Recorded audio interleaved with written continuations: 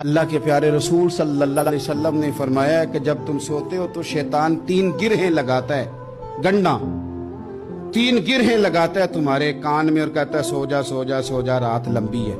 हुजूर फरमाते हैं जब बंदा सवेरे उठ के अल्लाह का जिक्र करता है, चारपाई पे उठा, उसने उठने की दुआ पढ़ लिया, अल्हम्दुलिल्लाह कह लिया, अल्लाहु अकबर कह लिया, अल्लाह तेरा शुक्र है, अपने लहजे में किसी तरह अल्लाह का जिक्र कर लिया।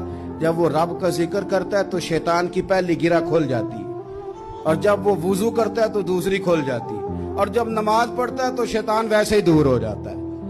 लेकिन हुजूर फरमाते हैं जो सुबह सोया रहे वो गिरहें कायम रहती। जो सुबह अल्लाह के जिक्र से, वुजू से, नमाज से शैतान की गिरें तोड़ देता है, वो ताज़ा दम उठता है, ताज़ा दम।